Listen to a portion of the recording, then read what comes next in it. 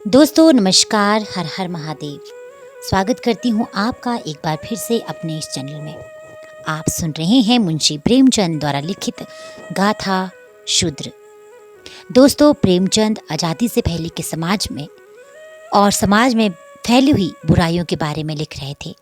उन्होंने जनता के शोषण, दुख दर्द और उत्पीड़न को बहुत बारीकी से महसूस किया और उसे लिखा। उन्हीं में से एक रचना शूद्र आज आपके लिए मैं लेके आई हूँ। उम्मीद करती हूँ आपको ये रचना अच्छी लगेगी। गांव से थोड़ी दूर नदी किनारे एक छोटा सा गांव बसा था। गांव का नाम था खजूरी। इस गांव में एक बड़ा बरगद का पेड़ था जिसके नीचे हर शाम गांव के बुजुर्ग इकट्ठे होते थे, बातें करते थे। लेकिन इस बरगद के पास बैठने का अधिकार केवल ऊंची जाति वालों को था। दलितों और शूद्रों को पास जाने की इजाजत भी नहीं थी। गांव का सबसे बड़ा जमींदार दीनानाथ ठाकुर था, जो अपनी कठोरता और जातीय अहंकार के लिए कुख्यात था।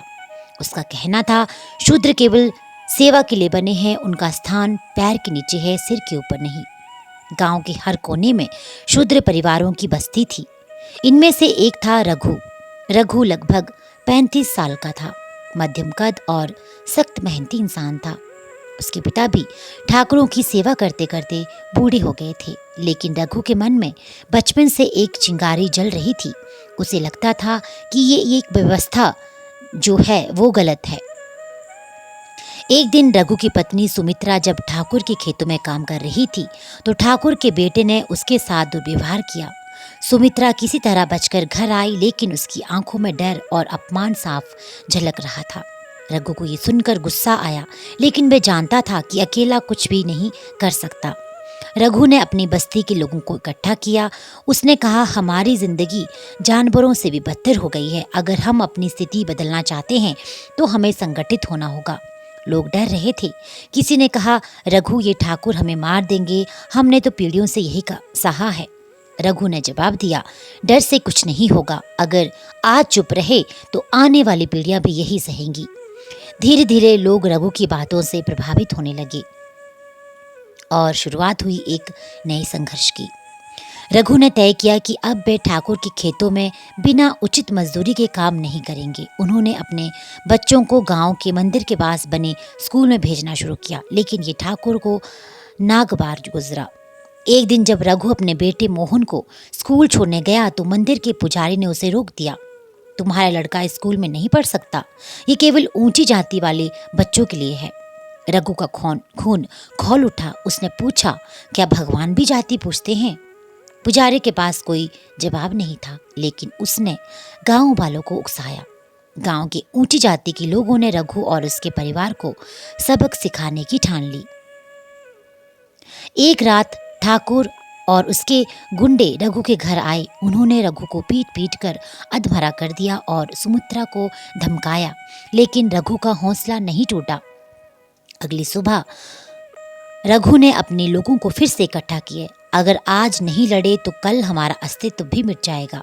हमें अपनी आवाज बुलंद करनी होगी। उन्होंने फैसला किया कि वे गांव छोड़कर पास के शहर में जाएंगे और वहां काम करेंगे।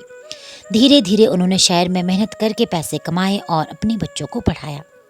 फिर क्या था, फिर एक बदलाव की लहर सी आई। कुछ सालों बाद रघु का बेटा मोहन एक बड़ा वकील बन गया। उसने गांव वापस आकर ठाकुर के खिलाफ कानूनी लड़ाई लड़ी।